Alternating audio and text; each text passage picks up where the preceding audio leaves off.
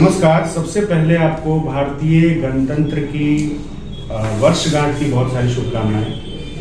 लेकिन इसके बाद दोस्तों, चूंकि ठंड बहुत ज़्यादा है तो कहीं ना कहीं स्वास्थ्य से संबंधित प्रॉब्लम्स आप फेस कर रहे हैं। ऐसे ठंड में बच्चों और बुजुर्गों का विशेष ख्याल रखना बहुत ज़रूरी है। इसी क्रम में हमने सोचा कि आप तक एक हेलो डॉक्टर का जो कार्यक्रम हम चलाते रहे हैं वो फिर से आपके लिए एक बार लेकर के आया जाए। आपके बच्चों की सुरक्षा के लिए ये कदम हमने सीतामढ़ी पेज की तरफ से एक आप सौगात समझिए। आज हम आए हैं श्री कृष्णा चाइल्ड क्लिनिक में। हमारे साथ डॉक्टर साहब हैं, डॉक्टर अर्जुन कुमार। बहुत सारे लोग डॉक्टर प्रमोद के नाम से भी इनको जानते हैं और सर ने बहुत सारी जगहों से पढ़ाई की है, बहुत उच्च डिग्री हासिल, जैसा कि आप जानते हैं, करना पड़ता है। और सर ने बहुत अलग अलग जगहों से जो है एजुकेशन प्राप्त किया है, विदेशों से भी डिग्रियां ली हैं और फिलहाल जो है कई वर्षों तक दूसरे शहर में, दूसरे राज्य में अपनी सेवा देने के बाद, जैसा कि मैं आपको थोड़ा सा अगर संक्षिप्त में बताना चाहूँ तो रिम्स का नाम आपने सुना होगा, Ranchi institute of medical science, वहाँ भी इन्होंने अपनी सेवा दी है, वहाँ से एजुकेशन भी लिया है और लगभग 3 वर्षों से जो है सीतामढ़ी में भी अपनी सेवाएं दे रहे हैं। लगातार अलग अलग जगह पे बच्चों के लिए कैंप करते हैं। जो बच्चे अफोर्ड नहीं कर सकते क्लिनिक विजिट करना, उनके लिए ये जा करके उनकी बस्ती में जा करके कैंप लगवाते हैं और उनको निःशुल्क जो है चिकित्सा की सेवा जो है वो प्रदान करते हैं। सर से हम जुड़ेंगे। हेलो डॉक्टर का कार्यक्रम है तो आपको एक नंबर भी प्रोवाइड किया जाएगा जिस पे आप कॉल करके ड्यूरिंग इस लाइव के बीच में आप उस नंबर पे कॉल करके आप बात भी कर सकते हैं, अपनी समस्याओं को कमेंट में लिख भी सकते हैं और बाकी इस ठंड में किस तरीके से आपको अपने बच्चों की या बुजुर्गों की देखभाल करनी चाहिए उसमें भी सर से हम आपको मशवरा दिलवाने का काम करेंगे। तो आप कॉपी और कलम उठा सकते हैं अपना, क्योंकि हम आपके लिए नंबर लिखने वाले हैं। तो या तो मोबाइल फोन उठा लीजिए या नंबर लिखने के लिए कॉपी उठा लीजिए और क्लिनिक का नंबर आप लिख सकते हैं जो कि है 7319710257।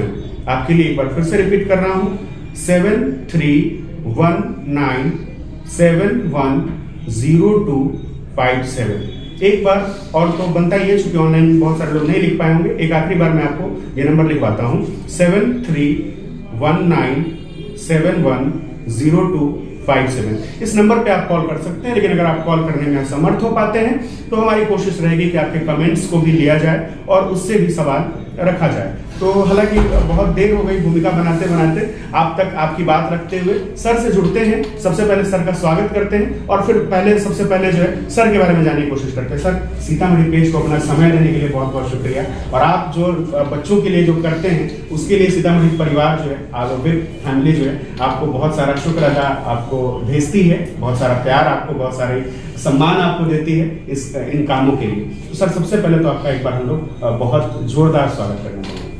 नमस्कार। सबसे पहले आज गणतंत्र दिवस की आप सभी जिलावासी एवं देशवासियों को मेरा शुभकामना है। और जैसा कि आपने कहा कि मेरा 3 साल नहीं हुआ है, थोड़ा एक सुधार करेंगे। मेरा 2 साल अप्रैल में होने वाला है। तो अभी हम कोशिश मेरी ये रहती है कि अपने क्लिनिक से लेकर हम सुदूर गांव तक अपना सेवा दें। जो लोग यहाँ नहीं आ पाते हैं, हम कोशिश करते हैं कि गरीब लोग को बीच बीच में जैसा समय लगता है उस हिसाब से हम जाके बीच बीच में कैंप करते हैं। उस कैंप में मुफ्त दवा होती है और मुफ्त परामर्श देते हैं और आगे के लिए भी उनको हम गाइड करते हैं कि बच्चे को कैसे रखना है। खासकर मैं शिशु रोग विशेषज्ञ हूँ, तो उस चीज में ये सबसे बड़ा अहमियत होता है कि बच्चे का देखभाल कैसे किया जाए। आधी बीमारी बच्चे के सुरक्षा या प्रतिरक्षण से ही ठीक हो जाता है या होने की संभावना कम रहती है। वो कहा गया है कि precaution is better than cure. हाँ, बिल्कुल सही है वो। और खासकर छोटे बच्चे, नवजात बच्चे के लिए सबसे ज्यादा जरूरी होता है कि मौसम के हिसाब से आप बच्चे को कैसे रखते हैं, उसका केयर कैसे करते हैं, ये सबसे जरूरी है। जी सर, सबसे पहले बेसिक सवालों से हम लोग शुरुआत करेंगे। चूंकि बहुत ज़्यादा एजुकेशन और बाकी चीज़ों पर बात करने की ज़रूरत नहीं है, चूंकि आपके पास भी समय कम होगा और लोग भी जो है वो सुनना चाहते होंगे कि सबसे पहले अगर इस ठंड की बात करें, क्योंकि बहुत भीषण ठंडी जिसको बोलते हैं पड़ रही है, सीवियर चिल जिसको कहते हैं वो हो रहा है, तो ऐसे सिचुएशन में सबसे पहले जो बेसिक चीज़ों का ध्यान रखना चाहिए बच्चों को लेकर, बच्चों के सुरक्षा में, वो क्या क्या रखना चाहिए? देखिए, सबसे जरूरी है ठंड में, पहला चीज़ है कि ठंड से बचना है। बच्चे को आप गर्म गर्म कपड़े पहनाइए और उनको थोड़े थोड़े अंतराल पे लिक्विड पे अच्छे से देते रहना है, पौष्टिक आहार देना है। एक्चुअली ठंड में क्या होते हैं, बहुत सारा वायरस का फैलने का संभावना ज़्यादा होता है क्योंकि उनको अच्छा माहौल मिलता है। और इस ठंड में बच्चे घर में रहते हैं, कन्फाइंड रहते हैं, इंडोर रहते हैं, तो होता है कि किसी घर के सदस्य को अगर कोई बीमारी है, खासकर वायरल बीमारी है, तो वो संक्रमण होने का बच्चा को ज़्यादा खतरा रहता है। तो इसमें ध्यान यही देना है कि बच्चे को गर्म रखना है, बिना ज़रूरत के बहुत ठंड में बाहर नहीं जाना है, पौष्टिक आहार दीजिए, बार बार लिक्विड पेय दीजिए और हो सके तो किसी भी बीमार जो लोग हैं उनसे उनको दूर रखा जाए। अच्छा सर, एक चीज़ इस बीच से मेरे जहन में एक सवाल आ रहा है कि सर अगर कोई बच्चा नवजात है तो ऑब्वियस सी बात है कि माँ अगर तबीयत खराब होती है, माँ की अगर तबीयत खराब हुई तो बच्चों में भी उसका जो है वो रहता है, तो इसको किस तरीके से देखा जाए, माँ को कितना ज़्यादा ख्याल रखने की जरूरत है इस बात की? देखिए, माँ का भी ध्यान जरूरी है, खासकर जो वायरल होता है, फ्लू वायरल, वो माँ को अगर होगा या घर के किसी आदमी सदस्य को अगर होता है तो बच्चे को होने का ज़्यादा डर रहता है। लेकिन माँ के खान पान इससे बहुत फर्क नहीं पड़ता है। अगर माँ को सीजनल फ्लू है या कुछ भी इस तरह का वायरल इन्फेक्शन है तो वो मास्क लगा के अपने बच्चे का केयर कर सकती है, लेकिन उनको दूध बराबर पिलाते रहना है। सिर्फ माँ का ही दूध 6 महीने तक देना चाहिए बच्चे को। अदरवाइज भी कुछ 1-2 इंडिकेशंस है जिसमें मना किया जाता है, वैसा नहीं हो तो नॉर्मली माँ का दूध पिलाना है। अगर माँ संक्रमित है वायरल फीवर से या फ्लू से या किसी भी वायरल बीमारी से तो वो मास्क लगा के बच्चे का केयर कर सकती है। और माँ को भी बचाव कराना है कि उनको वायरल या सीजनल फ्लू चपेट में न ले, क्योंकि उनसे वो हवा से फैलता है और माँ बच्चे के साथ हमेशा रहती है, बंद घर में रहती है या इस ठंड में सब लोग अपने घर में रहते हैं, तो बच्चे को होने का ज़्यादा खतरा रहता है। तो ऑब्वियसली माँ का ख्याल रखना या माँ को अच्छे से रखना भी उतना ही जरूरी है कि बच्चा को स्वस्थ रखा जाए। अच्छा सर, एक चीज़ और जो है समस्या आती है सर्दी के दिनों में, क्या लगता है कि गर्मी के दिन और सर्दी के दिनों में इन अलग अलग ड्यूरेशंस में हाइजीन का क्या मतलब होना चाहिए, क्योंकि बच्चे हैं तो थोड़ा सा उसकी समस्या तो होती रहती है, तो ठंड में क्या इसका भी विशेष ध्यान रखा जाना चाहिए? देखिए, हाइजीन की समस्या तो वो है कि आप कभी भी हाइजीन मेंटेन करें तो अच्छा है। क्योंकि नवजात बच्चे हैं तो उसके लिए सब कुछ आपकी को ध्यान रखना है। अगर टॉडलर है या बड़े बच्चे हैं तो उनमें है कि टॉडलर है या बार बार उसके हाथ का सफाई करिए। जहाँ बच्चा खेलता है, जो सरफेस पे जो कपड़ा पहनता है उसका सफाई होना चाहिए। और हाइजीन खासकर गर्मी के बाद जो बारिश होती है या बारिश के बाद जो गर्मी होती है उस समय ये थोड़ा ज़्यादा और ध्यान देने की बात होती है। लेकिन अभी भी हाइजीन का ध्यान तो कभी भी रखना चाहिए, बिल्कुल उससे बीमार होने का खतरा कम होता है। अच्छा सर, नवजात बच्चों के लिए जैसा कि अभी तो जैसे घर में भी हैं तो रूम का टेम्परेचर बहुत कम हो गया होता है, तो अगर बच्चों की बात करें तो जैसे आजकल मॉडर्न जो चीज़ें आ गई हैं, गैजेट्स आ गए हैं, ब्लोअर है, हीटर है, तो ये सबसे दूरी रखना अच्छा है या इन सब का इस्तेमाल किया जा सकता है? नहीं, देखिए बच्चों के लिए सर, क्योंकि स्किन सेंसिटिव होती है, बहुत सारी चीज़ें इस वजह से नहीं है। नहीं, वो बिल्कुल सही है, लेकिन ज़्यादा ठंड पड़ने पे क्या होता है, हवा शुष्क होता है, उसमें ड्राइनेस आता है, मॉइस्चर नहीं रहता है। तो उसमें आप अगर घर में हीटर यूज करते हैं या ब्लोअर यूज करते हैं तो उस समय आपको ये सुनिश्चित करना चाहिए कि हवा में मॉइस्चर मेंटेन रहे। उसके लिए थोड़ा वाटर सोर्स या कुछ भीगा कपड़ा रख सकते हैं उस रूम में, या बाल्टी में पानी रख सकते हैं कि एकदम कोई भी हीटर या कोई भी जो इस तरह का चीज़ है गर्मी देता है, वो ऑक्सीजन को एक्चुअली जलाता है। तो उसमें क्या होता है कि हवा शुष्क होता है, ड्राई, जब ड्राई हवा बच्चा लेगा तो उसको म्यूकस जो भी रेस्पिरेटरी ट्रैक्ट है वो सूखता है और उससे फिर बैक्टीरिया को या वायरल खासकर वो पनपने का ज़्यादा संभावना रहता है। तो उसमें आपको है कि मॉइस्चर मेंटेन करना चाहिए कि बहुत हवा शुष्क नहीं हो, सूखा हवा नहीं रहे। तो बेस्ट वे यही कहा जा सकता है सर कि अगर वो ब्लैंकेट रजाई वगैरह का यूज करे तो वो ज़्यादा बेहतर ऑप्शन, वो बेहतर है। लेकिन अगर रूम में बहुत ठंड है या ऐसा है कि नहीं हमको कुछ यूज करना ही है तो पानी का स्रोत आसपास जरूर होना चाहिए कि ह्यूमिडिटी बना रहे, मॉइस्चर बना रहे हवा में। जी, इसी बीच अभी हालांकि कोई कॉल नहीं आया है, अगर आपके कुछ कमेंट्स आते हैं तो ज़रूर हम उसको पढ़ने की कोशिश करेंगे। लेकिन मैं आपको सबसे पहले ये श्री कृष्णा चाइल्ड क्लिनिक के बारे में मैं आपको बता दूं कि इसका जो एड्रेस होगा वो बहुत ही इजी है। सोनावती जो कॉलोनी है, डुमरा रोड जो का ये एरिया है, और आप जब मेसौल चौक से डुमरा रोड की तरफ बढ़ते हैं तो थोड़ा सा ही आगे में आपको सोनावती कॉलोनी दिखती है, जिसके गेट पे ही आपको ये क्लिनिक दिखाई पड़ता है। आपको बोर्ड लगा हुआ दिखेगा श्री कृष्णा चाइल्ड क्लिनिक का। डॉक्टर का नाम आपको मैंने बताया नहीं, आप जानते भी होंगे बहुत सारे लोग इसमें से। अर्जुन कुमार सर का नाम है, और कुछ लोग जो है सर को डॉक्टर प्रमोद के नाम से भी जानते हैं। सर अगर बहुत सारे लोग अभी तो हालांकि एक कॉल आ गया, इसी बीच मैं चाहूँगा सर अगर ले सकें तो प्लीज। हेलो, हाँ नमस्कार।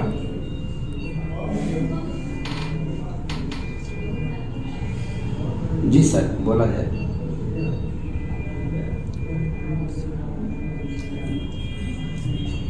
जी जी, जब तक सर सॉल्यूशन दे रहे हैं, मैं चाहता हूँ कि एक बार इस पे आप नज़र डालिए। ये जो नंबर है आप इस पे कर सकते हैं, लेकिन मैं आपको बताऊं कि ये नंबर जो है अभी 1 घंटे तक जितनी देर ये लाइव चलेगा उतना देर ही वैलिड है, तो आप किसी बीच कॉल कर सकते हैं। और बाद में अगर आप चाहते हैं कि आपको या आपके समस्याओं का जो है निदान हो तो आप हाँ बोलिए, क्या पूछना चाह रहे हैं?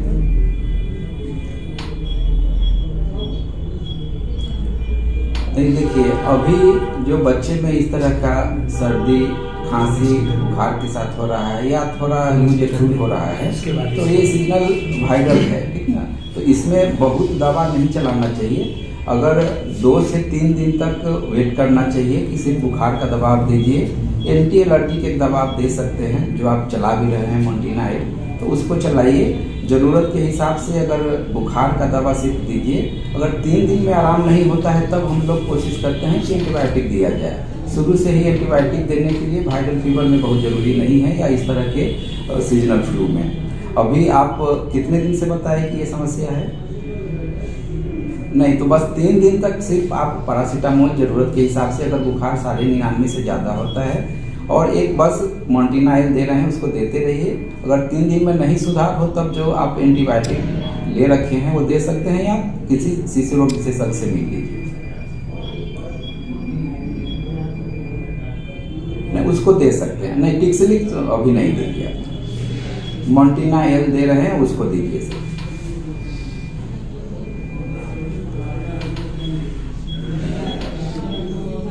नहीं, तो उसके लिए बस एक वजन कितना होगा लगभग? हाँ ठीक है, तो उसमें एक ड्रॉप आता है एट्रेक्स, हाँ 0.5 ml 3 बार दीजिए। और 6 महीने से कम की है, सिर्फ माँ का दूध अच्छे से पीना चाहिए उसको देर में। हाँ, तो लिक्विड उसको जो भी मिलता है कि हाइड्रेट रहना चाहिए बच्चे को, और उसको किसी बीमार आदमी के संपर्क में नहीं आना चाहिए, और प्रॉपर ठंडा का जो केयर है वो करिए। और बस एक ही यही दवा दीजिए, 3 दिन में ठीक हो जाना चाहिए। नहीं ठीक हो तो किसी शिशु रोग विशेषज्ञ से आप मिल सकते हैं। ठीक, धन्यवाद। मैं आप लोग से ये कहना चाहूँगा कि जो कॉल करें तो आप डायरेक्ट सवालों को रखें, क्योंकि समय की कमी है थोड़ी सी, तो भूमिकाओं की जरूरत नहीं है। आप डायरेक्ट अपने सवाल रख सकते हैं। और दूसरी बात, इन शॉर्ट रखने की कोशिश करें कि कम से कम देर में अगर आप बात करते हैं तो दूसरों को भी मौका मिलेगा। दूसरी बात मैं कहना चाहता हूँ कि सर अगली बार से हम लोग कोशिश करेंगे कि जो कॉल आते हैं उनको हम लोग लाउड स्पीकर पे डाल दें, ताकि वो समस्या अगर किसी और की भी है तो उनका सॉल्यूशन उनको एक साथ में मिल जाए। जी सर, अगर हम लोग बातचीत कर रहे थे कि जैसे कि अगर हम लोग बेसिक चीज़ों पे बात करें कि अगर सुदूर क्षेत्र के जो लोग हैं, जो ग्रामीण परिवेश में रहते हैं, वहाँ जो अलाव जलाया जाता है, धुएं किए जाते हैं सर ठंडे से बचने के लिए, तो बच्चों के लिए क्या वो बहुत ज़्यादा हानिकारक होगा, या कैसे उस पर प्रकाश डालें? धुआं तो किसी के लिए हानिकारक होगा, और आप बंद घर में धुआं नहीं कर सकते हैं। ऑलरेडी उसमें CO2 की मात्रा बढ़ेगी, तो बच्चे को इरिटेशन होगा, उसको खांसी होगा। और खुले में रखना, फिर एक तरफ आप गर्मी लेंगे, खुले में रखेंगे तो बच्चा को ठंड भी लगेगी। तो उस धुआं वाले अलाव से ज़्यादा अच्छा है कि आप घर में बच्चे को गर्म कपड़े पहनाकर कंबल या रजाई में रखें। अगर वैसा है तो आप कोयला वाला अगर होता है जिसमें धुआं कम होता है अलाव, वो जला सकते हैं, या गोईठा का लोग जलाते हैं। तो जरूरत के धुआं खत्म हो जाने के बाद आप उसको इस्तेमाल कर सकते हैं। लेकिन धुआं किसी के लिए, बड़े के लिए, बुजुर्ग या किसी के लिए वो खराबी नहीं करेगा और इरिटेट करेगा रेस्पिरेटरी ट्रैक्ट को। तो आप अलाव जलाइए, लेकिन बहुत धुआं नहीं हो तो ज़्यादा अच्छा है। सर बहुत सारे लोग ऐसा मानते हैं गांव सुदूर क्षेत्रों में, गांव में जैसे कि हमारी बातचीत होती है, अगर किसी हमारे चाचा से गांव में अगर बातचीत होती है तो उनका कहना है कि अगर धुआं जला दिया जाए, अलाव जला दिया जाए, उसके धुएं से चारों तरफ गर्मी का माहौल पैदा होता है। तो हालांकि ये एक तरह से मिथ ही इसको कहा जाएगा, क्योंकि वो खराबी नहीं करेगी। नहीं, ऐसा नहीं है कि गर्मी होगा। जैसे गर्मी का 3-4 स्रोत होता है कि एक जगह से दूसरी जगह जाएगा, कंडक्शन, कन्वेक्शन, रेडिएशन बहुत है। तो कहीं भी गर्म होगा तो धीरे धीरे वो किसी सब्जेक्ट से या किसी भी पार्टिकल से वो गर्म बढ़ेगा। जहाँ अगर यहाँ हीटर जल रहा है तो धीरे धीरे हीट करते रह फैलेगा। तो वो तो स्वाभाविक है कि जहाँ आप जलाएंगे तो वहाँ गर्मी रहेगी। लेकिन गर्मी है, ठीक है, लेकिन धुएं की वजह से धुएं, आप उस धुएं में बहुत छोटा छोटा मिस्ट पार्टिकल रहता है, वो लॉन्च करके छोटा छोटा पार्टिकल जो राख का या उड़ता है वो फिर खराबी करता है। तो गर्मी तो होगा लेकिन वो खराबी भी कर सकता है। तो इस बात का ख्याल रखें कि ठंड में बहुत सारे लोग इन चीज़ों पे ध्यान देने लगते हैं कि पुआल जला दो, उससे धुआं हो जाएगा तो माहौल गर्म हो जाएगा। ऐसा बिल्कुल नहीं है। आप अलाव जलाना चाहते हैं तो आप कोयले की आग जलाइए, या अगर गोईठा गांव में जिसको हम लोग बोलते हैं उपले का अगर आप जला सके तो थोड़ी देर के बाद जब धुआं खत्म हो जाता है तब उसके मीठे ताव पे आप आनंद ले सकते हैं। उससे आप सर्दी से बच सकते हैं। बाकी सबसे अच्छा ऑप्शन सर के अकॉर्डिंग भी यही रहेगा कि आप बच्चों को गर्म कपड़ा पहनाएं, ज़्यादा कपड़े पहना के रखें और हाथ पैर की जो है विशेष देखभाल करें। सर वैसे नॉर्मली ऐसा होता है कि बहुत सारे लोग खुद ही डॉक्टर बन जाते हैं। जैसा क्या होता है कि अगर थोड़ी सी बुखार लगी है बच्चे को या खुद को बुखार लगी है तो वो सीधा पैरासीटामोल लेके खा लेते हैं बिना किसी एक्सपर्ट एडवाइस के, बिना किसी डॉक्टर के एडवाइस के। तो वो कितना खतरनाक हो सकता है? देखिए, कोई भी दवा मेडिसिन है, उसका इफेक्ट भी है, साइड इफेक्ट भी है, ऑब्वियस है, केमिकल है। सबसे बड़ी बात है कि जो अभी सीजनल फ्लू है, कुछ भी अगर इसमें हम लोग देखें, सोर थ्रोट हो या स्नीजिंग हो, लाइक्रामेशन हो या खांसी हो, बुखार हो, तो बुखार अगर ज़्यादा होता है यानी कि 99.5 एक लेवल हम लोग रखते हैं छोटे बच्चे के लिए, उससे ज़्यादा है तो आप पैरासीटामोल दे सकते हैं। लेकिन उसके अलावा बहुत सारा एंटीबायोटिक तुरंत यूज कर देना, anti allergy cough syrup use कर देना, ये नहीं जरूरी है। आप 3 दिन तक कम से कम वेट करिए। बुखार के दवा आप बुखार के हिसाब से दे सकते हैं, लेकिन और सब चीज़ के लिए 3 दिन वेट करना है। वायरल फीवर वो 5 दिन होते होते अपने आप चला जाता है। बहुत दवा का बहुत आप दे भी देंगे तो असर नहीं करेगा, अपने आप वो ठीक होगा। लेकिन आपको लगा हम दवा दिए, तो एंटीबायोटिक का तो इसे बिल्कुल रोल नहीं है उसमें। और बहुत घबराना भी नहीं चाहिए, वो सीजनल वायरल है तो वो 3 से 5 दिन में अपने आप धीरे धीरे ठीक होगा। सर एक चीज़ और है कि ये जैसे कि कफ सिरप की बात हो रही है, तो बहुत सारे लोग जब अगर फील करते हैं कि उनको कफ अगर महसूस हो रही है, वो सीधा मार्केट से कोई भी अपना जो है उठा लेते हैं कफ सिरप। इस पे क्या कुछ ख्याल रखना चाहिए या ये नॉर्मल है?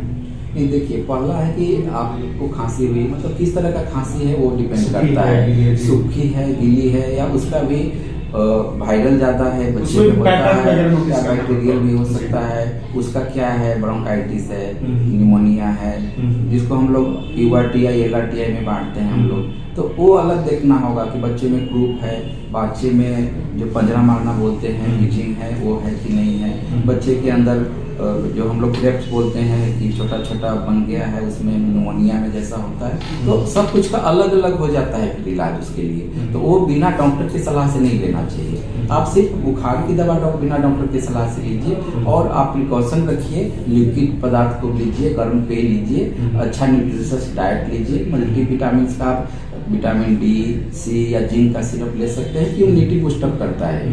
इतना आप कर सकते हैं, लेकिन और ज़्यादा दवा अपने से लेना हमेशा हानिकारक होता है। अच्छा सर, एक और सवाल मेरे जहन में है कि जो बच्चा नवजात है, बहुत छोटा है अभी, तो वो तो माँ के दूध के अलावा कुछ पिलाना भी नहीं चाहिए उसको। तो अगर वैसे सिचुएशन में अगर माँ की तबीयत बिगड़ती है, अभी जैसा कि ठंड का वो है, तो इसको किस तरीके से देखा जाना चाहिए, कैसे इसका ख्याल रखा जाना चाहिए कि वो बच्चे तक इन्फेक्शन ना पहुँचे? देखिए, माँ अगर बीमार भी है तो बहुत कम ऐसा बीमारी माँ का है जिसमें बच्चा का दूध के लिए मना किया जाता है। माँ अगर बीमार है, सिंपल सर्दी खांसी बुखार है या कुछ भी है, तो वो बच्चे को बिल्कुल केयर कर सकती है, अपना दूध भी पिला सकती है, फीडिंग करा सकती है।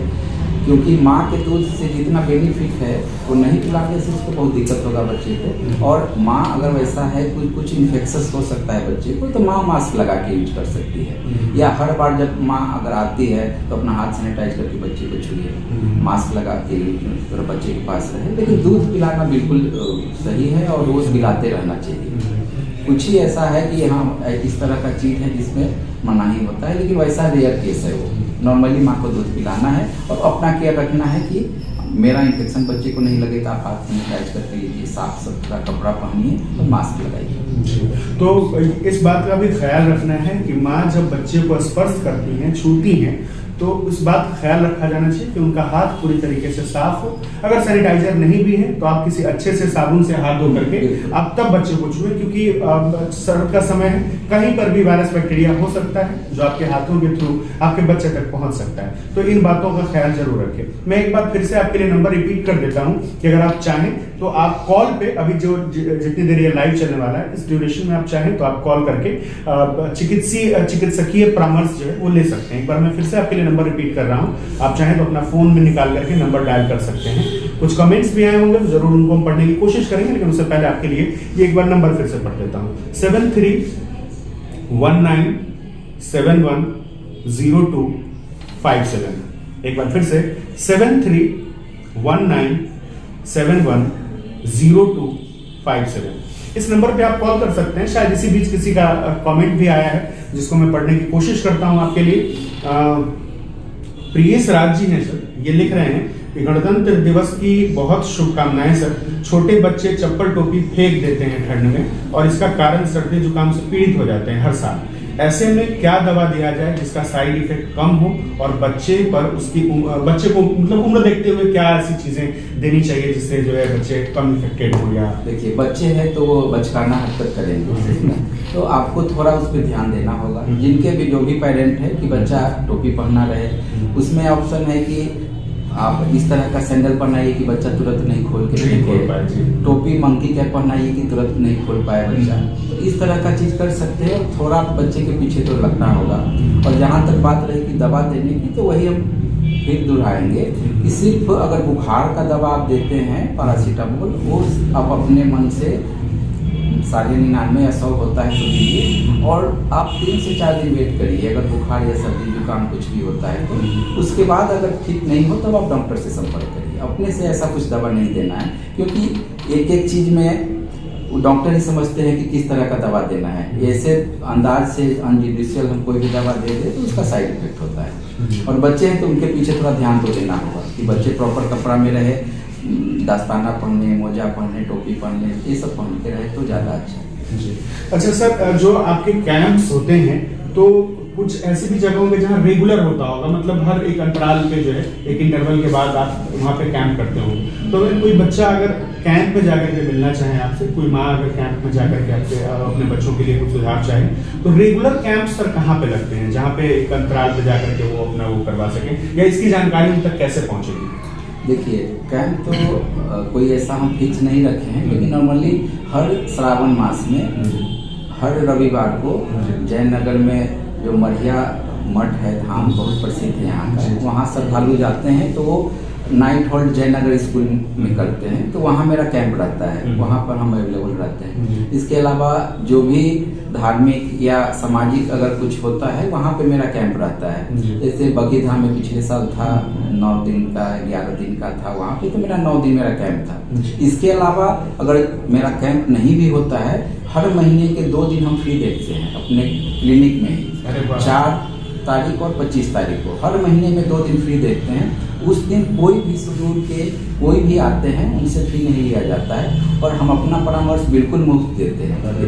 तो अगर कोशिश करते हैं कि मेरा कैंप रेगुलर रहे, अगर किसी कारण बस मौसम की खराबी के चलते या कभी व्यस्तता के चलते नहीं होती है, तो हर महीने में 2 दिन हम फ्री देखते हैं, 4 तारीख और 25 तारीख। उस दिन आके वो बिल्कुल फ्री में हमसे परामर्श ले सकते हैं। अरे वाह, देखिए ये कितनी बड़ी बात होगी कि कैंप्स तो लगाते ही अलग अलग जगहों पे, अपने इस क्लिनिक में जहां हम बैठ करके अभी आपको लाइव ये सारी चीजें सर से बातचीत कर रहे हैं, यहाँ पे भी आप चाहें तो विजिट करके 4 तारीख और 25 2 महीने में 2 दिन ऐसा होता है जिस दिन सर अपनी सर्विस पूरा का पूरा फ्री देते हैं, चिकित्सकीय परामर्श आप फ्री में ले सकते हैं। बाकी आपको मैं बता दूं एक बार फिर से कि आप श्री कृष्णा चाइल्ड क्लिनिक से आप ये लाइव देख रहे हैं। डॉक्टर अर्जुन कुमार को आप सुन रहे हैं। ये हेलो डॉक्टर कार्यक्रम है जिसमें हम आपके सवालों को सर के सामने रखते हैं और सर से उसका जो है सुझाव जो आपके लिए होना चाहिए वो हम आप तक देने की कोशिश करते हैं। अगर आप बातचीत करना चाहते हैं, अगर आपको लगता है कि प्रॉब्लम कुछ ऐसी है जो बिना कॉल पे बात किए संभव नहीं है, तो हमने आपको नंबर भी दिया हुआ है। आप उस नंबर पे कॉल कर सकते हैं और जानकारी ले सकते हैं। इस जगह का जो है, इस हॉस्पिटल का अगर एड्रेस की बात करें तो ये सोनावती कॉलोनी का मुख्य द्वार है और मुख्य द्वार के बगल में ही आपको दिखाई पड़ता है श्री कृष्णा चाइल्ड क्लिनिक, और यहाँ पे आप विजिट कर सकते हैं। अगर आप किसी भी तरीके से फाइनेंशियली स्ट्रांग नहीं है तो महीने में 2 दिन ऐसा होता है जिस दिन आप आ सकते हैं। बाकी जो है ये लगभग हर दिन खुली रहती है क्लिनिक। हाँ जी, अभी मेरे क्लिनिक का अप्रैल में 2 साल होने वाला है, तो कुछ भी अगर आकस्मिक छोड़ के हम इस 2 साल में 1-2 बार ही बाहर गए हैं। लगभग 7 दिन 24 घंटा हम काम करते हैं और किसी इमरजेंसी सेवा के लिए मेरा यहाँ स्टाफ हमेशा रहता है और मेरे यहाँ हर तरह की सुविधा है। NICU, PICU, जनरल वार्ड, हर तरह की सुविधा है और 24 आवर हम अवेलेबल रहते हैं।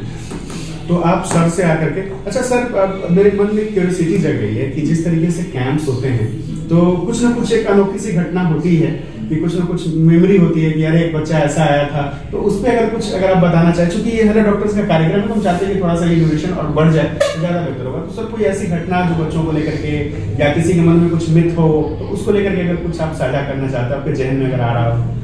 देखिए, कैंप में तो स्वाभाविक है कि आते हैं बच्चे और कुछ ऐसे आते हैं जिसको एक्चुअली मेडिकल ट्रीटमेंट का जरूरत होता है। जब होता है लेकिन वो गांव के मिथ में कि नहीं झाड़ फूक करा लेना है और कुछ ओझा बुनी से मिलना है, हम इलाज करा के देखिए नहीं ठीक हो रहा है। उस तरह का कुछ बच्चा होता है जो कि आश्चर्य लगता है कि 4 साल 5 साल 6 साल का बच्चा हो गया जिसको एक्चुअली नीड था, आज वो चल नहीं रहा है, ठीक से बोल नहीं रहा है, एक तरह से हैंडीकैप हो गया है। अगर उसको प्रॉपर शुरू से अगर इलाज होता तो कम से कम एक सामान्य लाइफ को जी सकता था। तो इस तरह का कुछ चीज़ देखने को मिलती है। तो हम हमेशा उस तरह के किसी न किसी कैंप में और 1-2 कैंप में वैसे कुछ मिल जाते हैं। एक्चुअली वो गरीब भी होते हैं, स्वाभाविक है, उनको उतना सुविधा या पैसा नहीं होती कि वो इलाज कराए, फिर भी उनको हम बोलते हैं कि आप आइए, मेरे तरफ से जो भी संभव होगा, जिस दिन फ्री देखते हैं उस दिन फ्री है, उसके अलावा भी जो भी संभव होता है उसके टेस्ट में भी हम कम कराने का कोशिश करते हैं। या कुछ ऐसा ऑपरेशन होता है जो दिल के बीमारी है या कुछ भी, तो हम चाहते हैं किसी NGO से संपर्क करके उसके मुफ्त में भी इलाज हो जाए। या कुछ हॉस्पिटल ऐसे हैं जो कि NGO से जुड़े हैं या खुद में मुफ्त में इलाज करते हैं, जो कि इस राज्य के बाहर भी हैं, तो वहाँ पर उसको भेजने का कोशिश करते हैं। अच्छा, बहुत बढ़िया सर। वैसे मैं आपको बताऊं कि बहुत, जैसा कि सर ने बताया, मेरे जहन में भी एक किस्सा आ रहा है कि सर हमारे जान पहचान के एक मित्र थे हमारे, उनका बच्चा जो है वो अभी क्या होता है कि अमूमन अभी के एरा में जो हम लोग देख रहे हैं कि अगर बच्चा रोया तो माँ चुप कराने के लिए फटाक से मोबाइल देती, मोबाइल में कुछ लगा दी कार्टून वगैरह, तो वो जो कार्टून में देखता था उसी हिसाब से वो उग्र हो गया था। उसके बाद वो आवाज ठीक से बोल नहीं पाता था, अगर कुछ चाइनीज वीडियो देख रहा है तो उसी हिसाब से बोलता था वो, तो उसके वोकल्स में प्रॉब्लम होने लगी।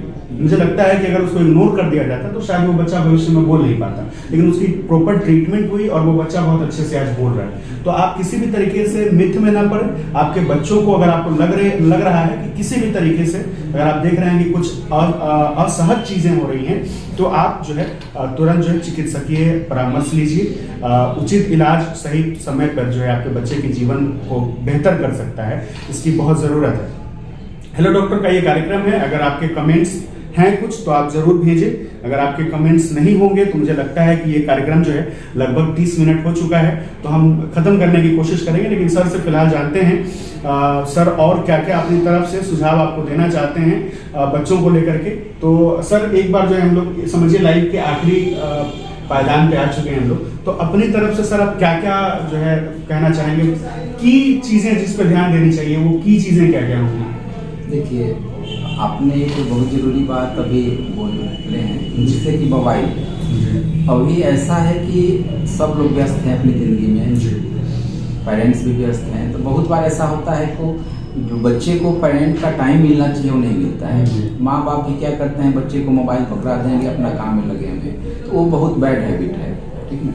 वो टाइम ऐसा है कि बच्चे के लिए आप तो उस समय उसको आप किसी तरह से टाइम पास अपना उसका करा दिए, अपना काम कर लिए, लेकिन फ्यूचर में बहुत ख़राब होने वाला है, क्योंकि उसको जो आदत लग जाएगा, उसके आँख पे जो असर पड़ेगा, उसके ब्रेन में जो डेवलपमेंट होना चाहिए, जो उसको सोशल माहौल जो पहले मिलता था कि बच्चे ग्रुप में खेलते थे, अब मोबाइल वो देखेंगे तो बिहेव तो उस तरह करेंगे ही, उसका सोशल, इंटेलेक्चुअल और वर्बल सब डिफेक्ट होगा उसका। तो इसमें है कि हम यही कहना चाहेंगे जो भी पेरेंट्स हैं कि मोबाइल तो नहीं ही दें, वैसा अगर है तो आप उसके लिए टाइम फिक्स कर सकते हैं। वो टीवी स्क्रीन, बड़ा स्क्रीन पे आप उसको स्क्रीन टाइम दीजिए, वो फिक्स कर दीजिए कि दिन में आधा घंटा या 1 घंटा है मैक्सिमम। मोबाइल पे तो बिल्कुल नहीं देना है, क्योंकि वो फ्यूचर में उसका बहुत दिक्कत होने का संभावना रहता है या हो रहा है। बहुत बच्चे आते हैं, बहुत माँ आती हैं कि बच्चा ठीक से बोल नहीं पा रहा है, या पार्टी में जाते हैं तो किसी से बात नहीं करता है, बच्चा शाई होते जा रहा है, या हाइपर एक्टिविटी एक डिजॉर्डर होता है, उस तरह का कर रहा है कि किसी चीज़ में घुसा जाना, कोई चीज़ फेंक देना। तो इस सब पे ध्यान जरूर देना चाहिए कि आप अपना टाइम दीजिए। टाइम बहुत बच्चे के लिए, माँ बाप का टाइम सबसे बड़ी चीज़ है, मोबाइल बड़ी नहीं है। और धीरे धीरे वो क्या होता है कि बच्चों की मन में जो है पेरेंट्स से दूरी जो बन जाती है वो हमेशा के लिए रह जाती है। वो कोई प्रॉब्लम्स भी जो होगा वो आपसे सॉल्यूशन नहीं बताना चाहेगा, खुल के नहीं बात कर पाएगा। तो अपने बच्चों से जितनी ज़्यादा आप लगाव रखते हैं, अपने बच्चों से जितनी ज़्यादा बातचीत करते हैं, वो आपके लिए बेहतर ही होता है। तो बच्चों के साथ टाइम जरूर बिताएं, सारे पेरेंट्स से मैं कहना चाहूँगा, क्योंकि हम लोग भी यूथ हैं तो कहीं ना कहीं इस बात को समझते हैं, क्योंकि पेरेंट्स से बातचीत हम लोग भी उस हिसाब से नहीं कर पाते हैं। तो ये बहुत ज़रूरी है कि आप बच्चों से जो है बातचीत करें, उनसे एक दोस्ती कायम रखें, ताकि जो है, मुझे लगता है कि सर हम लोग लगभग एंड में आ चुके हैं। और मैं आपको बताऊं कि आप अपने बच्चों से किसी भी तरीके की समस्या, सर वैसे अगर मैं कहूं कि बच्चों में किस तरह की समस्याओं का आप इलाज करते हैं, किस तरह के प्रॉब्लम्स का आप ट्रीटमेंट करते हैं, तो उस पर क्या बताना चाहेंगे सर? देखिए, हम एज ए चाइल्ड स्पेशलिस्ट बच्चे के किसी जन्म से लेकर, जन्म जब होता है बच्चे का, तभी से लेकर किसी तरह का दिक्कत अगर है 16 साल तक या उसके 1-2 साल बाद के भी बच्चे को हम लोग देखते हैं, तो नॉर्मली किसी तरह के बच्चे का इलाज करते हैं। लेकिन कुछ बीमारी ऐसा होता है जो जेनेटिक डिजॉर्डर है या कंजेनाइटल मालफॉर्मेशन है, जिसका इलाज सुपर स्पेशलिटी हॉस्पिटल में जाके हो सकता है, या जो सुपर स्पेशलिस्ट सर्जन है या उस तरह की चीजें हैं तो उसको हम लोग रेफर करते हैं, वो वैसे भी कम होता है। लेकिन हर तरह के बच्चे का हर तरह का इलाज करते हैं, जिसमें स्वास्थ्य संबंधित जो नॉर्मल जो बीमारियां हैं, उनके अलावा अगर बर्थ एस्फिक्सिया का बच्चा आता है जिसको डिलेड सब कुछ होता है, बच्चा चल नहीं रहा है, डेवलपमेंटल डिसऑर्डर हो गया है, या जिसको चमकी आना बोलते हैं, किसी कारण बस आता है ब्रेन में, उसको अगर कुछ इन्फेक्शन है, या इस बीच में देखे होंगे कि एक्यूट एन्सेफेलाइटिस सिंड्रोम बिहार में जो पहले था बहुत केस कम गया है, उस तरह का बच्चा, या किसी तरह का चमकी लेकर बच्चा आता है, या किसी तरह का एक्सीडेंटल बच्चा आता है। हाँ, सेरेब्रल पाल्सी वही है कि जब बच्चा बर्थ एस्फिक्सिया जो जन्म के समय नहीं होता है बच्चा अच्छे से, वो धीरे धीरे हो सकता है सेरेब्रल पाल्सी में बच्चा चला जाए, उसका ब्रेन का डेवलपमेंट बहुत अच्छा नहीं हो, तो उस सब में हम लोग इलाज करते हैं। लेकिन उसमें यहाँ भी बहुत चीज़ संभव है, लेकिन हमको भी कुछ डॉक्टर का उसमें ज़रूरत पड़ता है, जैसे फिजियोथेरेपिस्ट हुए हैं, ऑक्यूपेशनल थेरेपिस्ट हुए, स्पीच थेरेपिस्ट हुए, तो वो सब भी अब यहाँ अवेलेबल हो रहे हैं, धीरे धीरे हैं, वो लोग भी अच्छा काम कर रहे हैं। तो इस सब के सहयोग से इस चीज़ का इलाज हम लोग यहाँ करते हैं। अगर ऐसा कुछ होता है कि नहीं, कुछ कंजेनाइटल मालफॉर्मेशन के लिए हमको बाहर भेजना है, तब हम लोग बाहर भेजते हैं उसको। मतलब लगभग 99% प्रॉब्लम्स के जो सॉल्यूशन है वो यहाँ हो जाता है। कुछ रेयर प्रॉब्लम जो होती हैं जिसके लिए सर आपको सही जगह सजेस्ट कर देते हैं। अगर संभव हो कि उस चीज का जो है फ्री इलाज हो सके तो सर फ्री वाला भी आपको सजेस्ट कर देते हैं कि आप वहां से करवा लीजिए और जो है अपने बच्चों के भविष्य को सुरक्षित कर लीजिए कि भविष्य में इस तरह की प्रॉब्लम दोबारा नहीं होगी। सर हेलो डॉक्टर का ये कार्यक्रम मुझे लगता है कि अब हमें खत्म कर देना चाहिए, क्योंकि आपका भी टाइम जो है हम लोग बहुत सारा ले चुके हैं। और बहुत बहुत शुक्रिया सीतामढ़ी पेज को अपना समय देने के लिए। और हम सर का कभी भी कैंप लगेगा तो हम कोशिश करेंगे कि सर के कैंप का अपडेट हम आप तक देते रहें, ताकि आप उनसे जो है लाभ ले सके।